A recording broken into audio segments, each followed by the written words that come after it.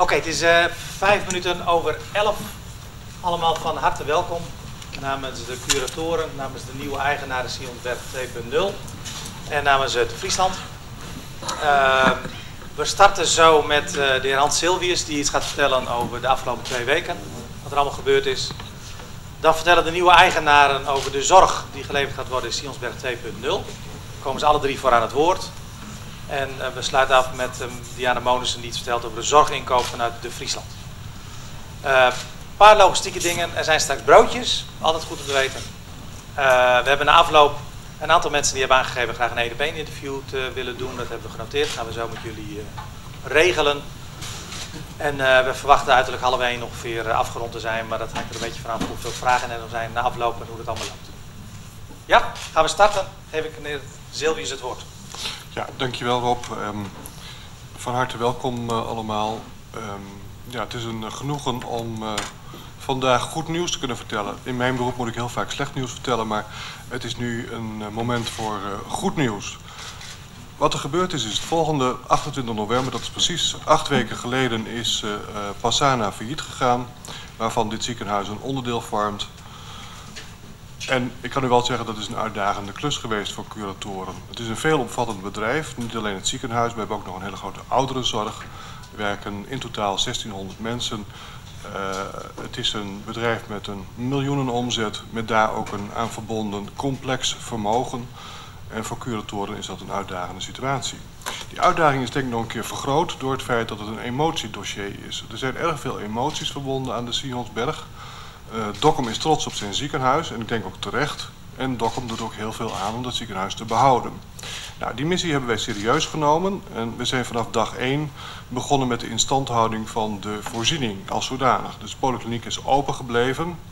Daar hebben we ons best voor gedaan als curatoren en ook enorm veel steun van ondervonden van de eigen personeelsleden. Medische staf, coördinatoren. Iedereen heeft daar zijn stinkende best voor gedaan om de zaak open te houden. En dat is ons tot 12 januari ook gelukt. De datum die daarvoor gesteld is, die is gehaald. En ik denk dat we daar heel succesvol in geweest zijn. Ja, in die constellatie is op 4 december een verkoopmemorandum verspreid onder 10 kandidaten. Die 10 kandidaten hebben allemaal gelegenheid gehad om een bieding uit te brengen. En daarvan zijn in de tussenfase 3 kandidaten overgebleven met wie wij nadere gesprekken gevoerd hebben. Die 3 kandidaten zijn uiteindelijk teruggebracht tot 2 kandidaten. Dat is gebeurd op 23 december van dit jaar. Ik heb daar ook een persbericht over verstuurd naar iedereen. Iedereen is daarvan op de hoogte gesteld. En we zijn het kerstweekend ingegaan met 2 kandidaten op de shortlist. Veel mensen in Nederland hebben kerstdagen gewoon normaal gevierd. Ik kan u zeggen dat mensen achter deze tafel hun energie hebben moeten richten op het concretiseren van plannen die zij al ingediend hadden. En daar hebben ze allemaal enorm hun best voor gedaan. En dat verdient ook respect en bewondering dat deze mensen hun kerstdagen en ook oud en nieuw opgeofferd hebben om de plannen die zij vandaag kunnen presenteren, om die aan ons voor te leggen. We hebben die vervolgens in de weekenden daartussen beoordeeld. En dat hebben we met name gedaan in de periode tussen de zaterdag, de 27e en de woensdag daaropvolgend, de 31 december, is iedereen goed tegen het licht gehouden. Mensen hebben nog een keer gelegenheid gehad om presentaties te doen van hun plannen. Dat is allemaal buitengewoon serieus beschouwd. Niet alleen door mij, maar met name ook door Friesland Zorgverzekeraar, die alles uiteindelijk moet bekostigen. En daar is een keuze uitgemaakt die uiteindelijk op 5 januari bekend is gemaakt aan de pers, middels een persbericht, waarbij gesteld is: Sionsberg 2.0 is de beste kandidaat voor dit plan. Dat wil niet zeggen dat de andere kandidaat die toen afgewezen is geen goede kandidaat was. Zeker niet. Dat mag ook vermeld worden. Dat was een zeer goede kandidaat met hele serieuze en ook innovatieve plannen. Mijn afweging daarbij is met name geweest dat dit plan veel meer werkgelegenheid biedt. Het andere plan bood rondom de 40 arbeidsplaatsen. En dit plan gaat het op richting 100 arbeidsplaatsen. Dat is voor mij als curator een belangrijke afweging geweest, omdat ik denk dat ook met name de lokale economie hier in Dokkum, Noordoost-Friesland, zwakke regio, zeer gediend is met een voorziening als deze, met een zo groot mogelijk volume aan werkgelegenheid. Daar hebben we op ingezet en gelukkig dat is geslaagd. En ik denk dat dat voor mij een belangrijk onderdeel van mijn goed nieuws verhaal is. Dat van de 304 mensen die hier werken, uiteindelijk richting 100 en misschien iets meer uiteindelijk weer werk hebben of krijgen. Inmiddels gaat aanstaande maandag een organisatie van start waar 35 mensen aan verbonden zijn.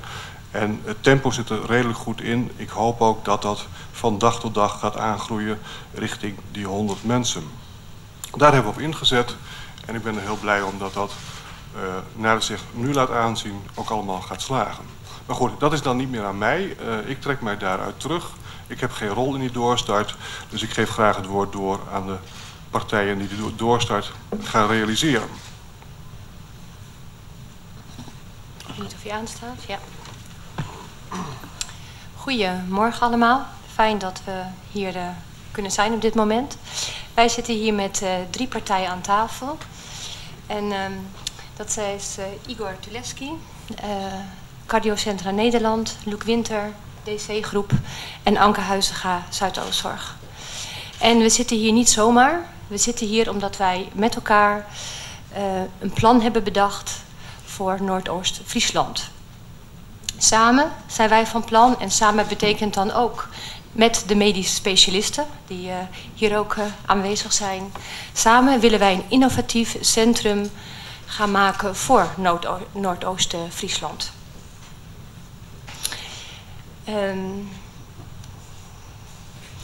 Het zal een centrum worden wat past bij de toekomstige ontwikkeling van de zorgvraag. En een centrum wat aansluit bij de burger en de eerste lijn, wat hun allebei zal ondersteunen.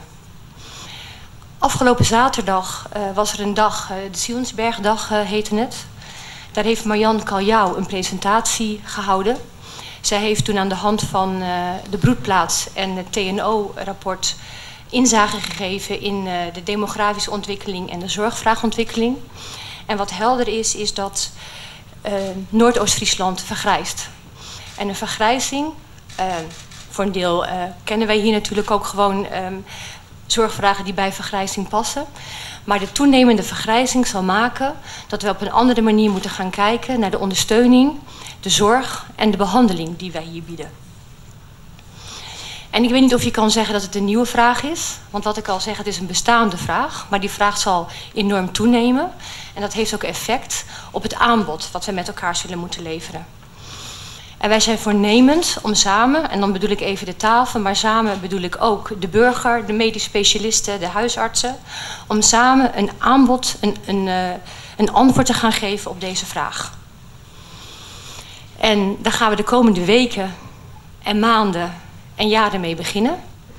En zoals we ook tegen elkaar zeggen, we hebben een bepaalde prognose gemaakt, we hebben onze uitgangspunten gekozen. Maar door met elkaar in gesprek te blijven, door ontwikkelingen te volgen, zullen we ook in staat zijn om telkens eigenlijk weer aan te passen. Binnen het centrum komen een aantal functies. En op dit moment zijn het de functies die ik genoemd heb samen met de medisch specialisten. Dat gaan we zo toelichten. En aan mij dan de eer om te beginnen met het 1,5 lijn centrum. Dat is het centrum wat Zuidoostzorg gaat neerzetten. Luc zei van de week tegen mij, ja Anke, dat 1,5 lijn centrum, ik kom mensen tegen die hebben geen flauw idee wat dat eigenlijk inhoudt. We hebben geprobeerd om vorige week zaterdag een start te maken om toe te gaan lichten wat een 1,5 lijn centrum inhoudt. Maar een 1,5 lijn centrum is eigenlijk ontwikkeld de afgelopen jaren in het kader van de zorgverandering. Ouderen blijven thuis. Daar kiezen ze zelf voor, hè? Een deel, dat willen ze graag. En het is ook natuurlijk ook overheidsbeleid, hè? Dat is ook duidelijk, dat kunt u in de kranten lezen. En dat betekent dat als je daar naar kijkt, ouderen een ander soort zorgvraag hebben dan dat ze vroeger hadden. Want vroeger, als de zorgvraag toenam, gingen ze naar verzorg- of verpleeghuizen. Dat betekent ook iets voor huisartsen.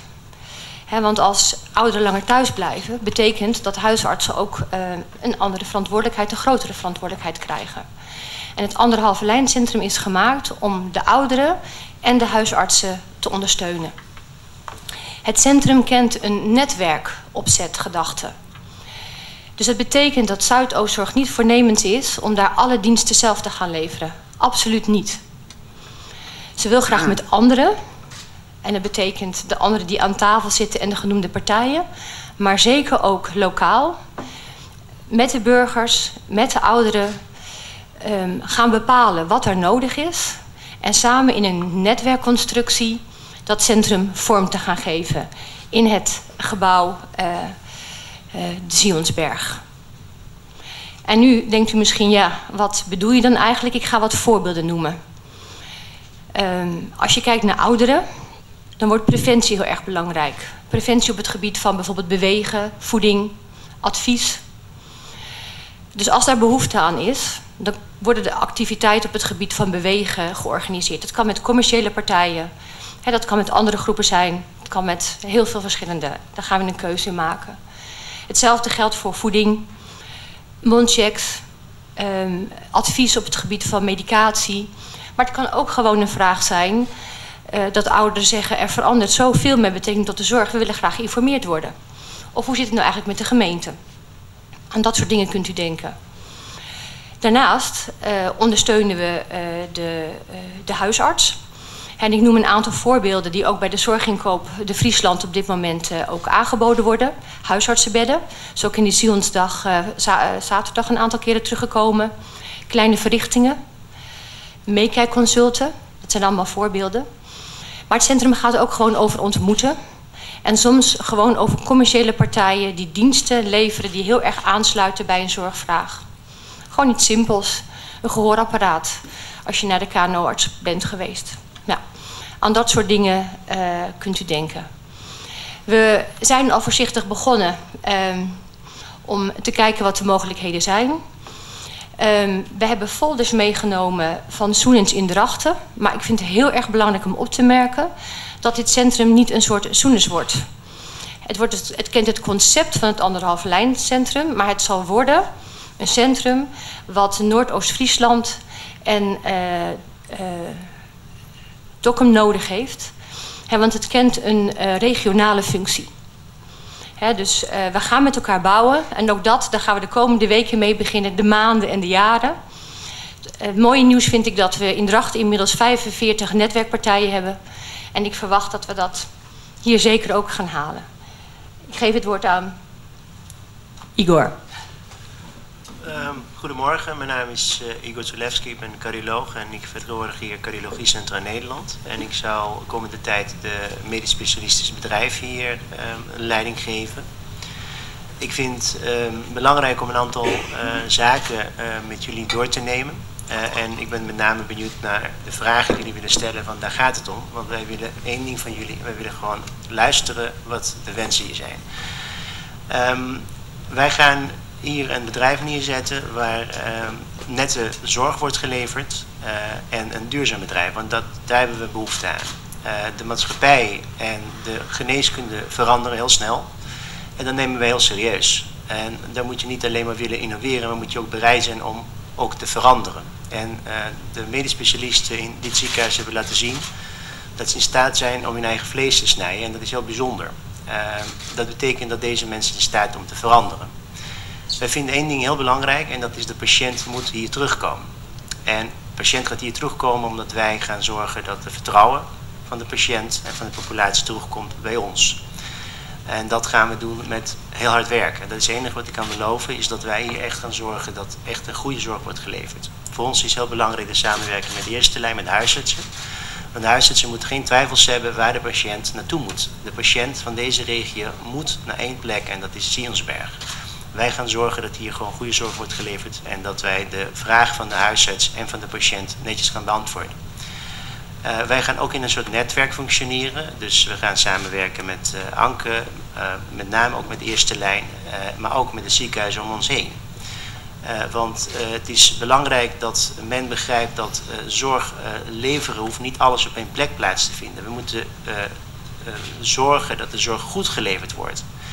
En daarvoor zijn bepaalde onderzoeken geweest en aan de hand daarvan gaan wij kijken waar de patiënt het beste hoort. Dus de patiënt moet bij de beste dokter voor zijn probleem zijn en niet op de dokter die dicht bij zijn is.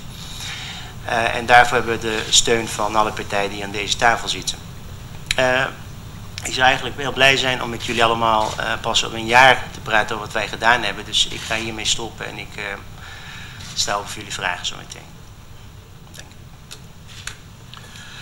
Mijn naam is Loek Winter, ik ben opgeleid als radioloog. Daarnaast initiatiefnemer van een aantal medisch innovatieve organisaties. We zijn begonnen precies 20 jaar geleden in Amsterdam met een diagnostisch centrum. Destijds als radioloog was ik werkzaam in een groot ziekenhuis en daar viel mij op dat mensen vaak 2, 3 keer terug moesten komen voor een eenvoudig probleem. Dus 1 keer voor bloedonderzoek, 2 keer voor röntgenfoto, echo-onderzoek. En die testen, de uitslagen daarvan, die sloten niet op elkaar aan. Kortom, dat leverde veel ongemak op. Dus we hebben een centrum opgezet waarbij de klant kan komen en in 1 zitting, ook zonder wachten, geholpen wordt nadat hij alle testen heeft doorgaan. Het medisch proces doorloopt eigenlijk een aantal standaard stappen. Mensen hebben klachten en dat kunnen duizenden verschillende klachten zijn.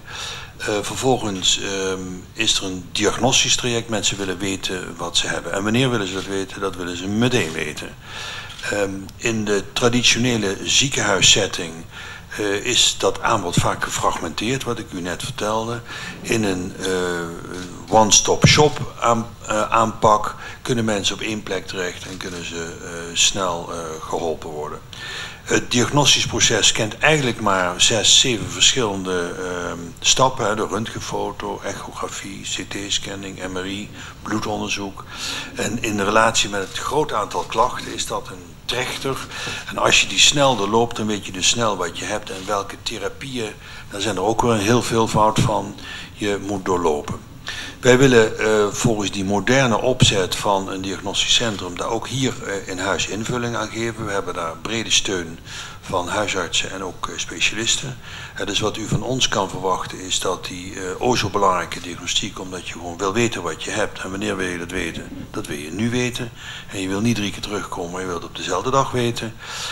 Dat proces, daar zijn wij heel goed in, doen we op 21 plekken in het land. Al 20 jaar zoals ik u net zei. En dat gaan we hier vormgeven. Om vervolgens ook heel goed de keus te kunnen maken. Waar ga je welke behandeling doen. De tijd heeft ons daar heel veel in geleerd. Vroeger deed ieder ziekenhuis alles. En toenemend zie je dat ziekenhuizen zich specialiseren in daar waar ze goed in zijn. Natuurlijk is wat hier gebeurd is heel naar en vervelend. Maar deze fase zou je ook kunnen gebruiken om heel snel het nieuwe productportfolio en de nieuwe diensten aan te passen aan de behoeften, de veranderde behoeften van de bewoners. Nou, Anke Huizinga heeft net verteld over die veranderde behoeften. We hebben te maken met vergrijzing, we hebben te maken met mensen die meer thuis willen blijven wonen, die ondersteuning nodig hebben. In dat traject kunnen wij een hele wezenlijke rol gaan spelen. En wij hopen nu met de initiatiefnemers hier aan tafel om die moderniseringsslag in 1 keer te maken.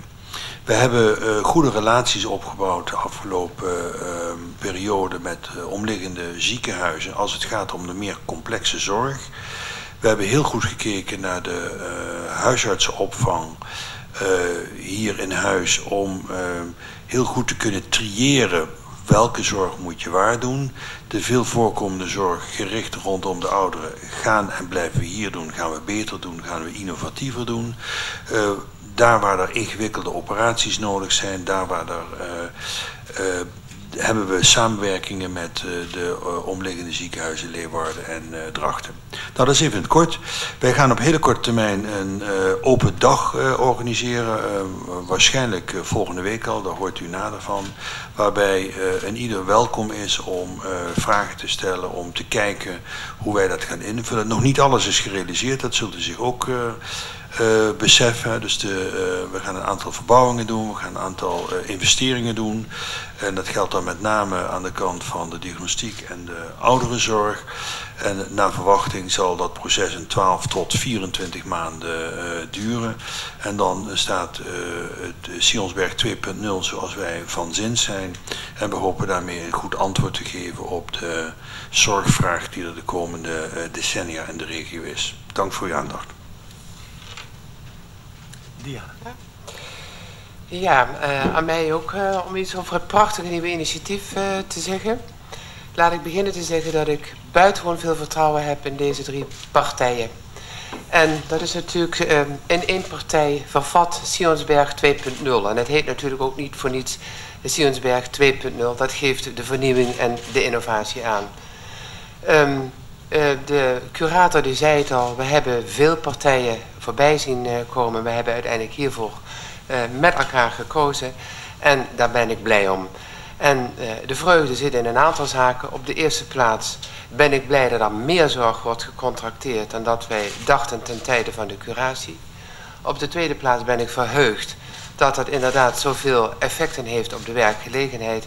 Maar op de derde plaats en bovenal ben ik heel erg verheugd over de wijze waarop hier zorg wordt geboden. En ik ken alle 3 de partijen al langer dan vandaag. En alle 3 hebben een beproefd concept in dit land of in deze regio neergezet. Mevrouw Huizinga in Drachten. En als u daar nog niet geweest bent, raad ik u aan daar een keer te gaan kijken. En de andere 2 heren in de rest van het land. Dus wat wij hier zullen krijgen is een innovatief concept dat voldoet. En dat was onze eis en onze vraag aan de zorgvraag die er vandaag is. Maar ook aan de zorgvraag die er is over een aantal jaren. En over een aantal jaren heb ik het over 2020 en 2030. En voor ons is in onze afwegingen om een contract te sluiten met deze partijen heel erg belangrijk geweest dat er voldoende grond onder zou zitten om, zoals het al eerder is gememoreerd, duurzaamheid te garanderen. Want wat wij graag willen voorkomen, of wat we niet meer willen, dat we over een paar jaar nog een keer met elkaar aan de tafel moeten zitten, dat het niet gelukt is. En omdat wij daar zoveel vertrouwen in hebben, zijn we ook met elkaar hebben een uniek contract getekend. Dat is namelijk een contract voor meerdere jaren voor de komende 5 jaar. En we zullen met elkaar een en andermaal, 1 keer per kwartaal, bezien hoe gaat het en hoe staat het. Wat moet daarbij? Hebben we het helemaal goed gedaan? En zullen wij ook faciliteren dat de vernieuwingen die hier tot stand moeten komen, het is al gezegd, in de gebouwen of in de ICT, dat die ook werkelijkheid kunnen worden. Als ik er op terugkijk op deze periode, is het een buitengewoon intensieve periode geweest. Meneer Silvius zei het al, was weinig rust onder de kerstboom, maar eind goed, al goed. Het is een begin van een opgaande periode voor dit prachtige, mooie, innovatieve zorgcentrum hier in Dokkum. En ik denk, dat weet ik wel zeker, want ik kan wel een beetje in Nederland kijken, dat hiermee een nieuw en een uniek initiatief is gevestigd, dat een mooi voorbeeld kan zijn voor een aantal plekken in Nederland waar men met dezelfde vragen worstelt dan hier. En ik hoop en ik verwacht ook dat de inwoners hier in Noordoost-Friesland de emotie wat achter zich kunnen laten. En ik verwacht dat ze heel vreugdevol gaan zijn over de zorg die er vanaf volgende week maandag langzaamaan de goede richting uitgaat en geboden gaat worden. Dat is alles wat ik zou willen zeggen. Ik heb er alle vertrouwen in.